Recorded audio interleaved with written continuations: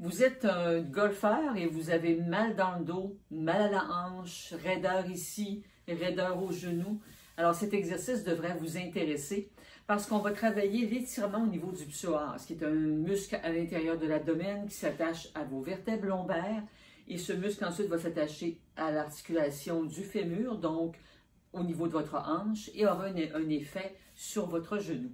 Alors, je suis Dominique Dufour, chiropraticienne depuis déjà 40 ans et je suis certifiée de l'Institut de performance Titleist. Alors, pour faire l'exercice, vous pouvez être allongé sur votre lit, mais ce que je vous encourage davantage, c'est d'être allongé sur une surface qui est plus ferme, plus élevée, donc comme la table de la cuisine, par exemple. Ici, j'ai pris une table à café, une table basse.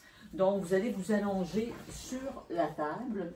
Donc, quand même, les fessiers assez proches du bord de la table. Et évidemment, vous vous allongez et vous apportez vos deux genoux près de l'estomac. Je ne vous encourage pas à pousser directement sur les genoux pour ne pas écraser de façon, je dirais, inutile les genoux, mais allez chercher vos cuisses derrière, ce qui fait que vous allez pouvoir amener encore là une bonne poussée pour garder votre dos bien à plat sur la table. Une fois que c'est fait, si on veut étirer le psoas du côté droit, je maintiens la tension sous ma cuisse gauche et je descends ma jambe, la tête reste appuyée, je descends ma jambe donc plus bas que la table et je vais sentir le poids, c'est le poids de ma jambe qui va créer l'étirement au niveau du psoas et je maintiens comme ça, toujours bien maintenir une pression sous le genou pour garder votre dos bien plat au sol parce que si vous ne tirez pas sur le genou, vous allez cambrer le dos, ce qui va faire en sorte que vous n'aurez pas l'étirement souhaité au niveau de la hanche droite. Donc, je maintiens la pression et le poids de ma jambe qui descend et je sens ici l'étirement au niveau du psoas. On ramène ici et là, pour aller tirer le psoas gauche, je maintiens ma tension sur la cuisse, sous la cuisse droite et je vais laisser le poids de la jambe descendre dans le vide et je vais ressentir la tension au niveau du psoas gauche. On ramène et tout doucement, on se relève.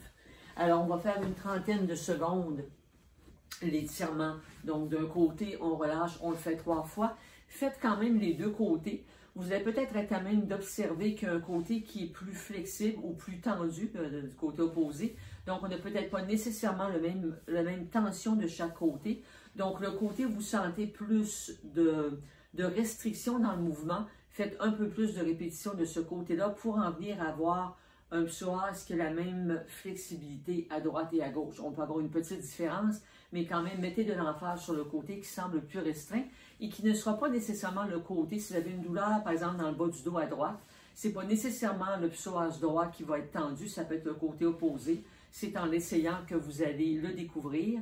Donc, on travaille les deux côtés, on met un peu plus d'accent sur le côté qui semble plus restreint et on fait une trentaine de secondes. On peut aller jusqu'à 1 minute ou 2 d'étirement, tout doucement prolongé en douceur et on ferait donc 3 répétitions de chaque côté ou dans le ratio dépendamment de la tension que vous ressentez.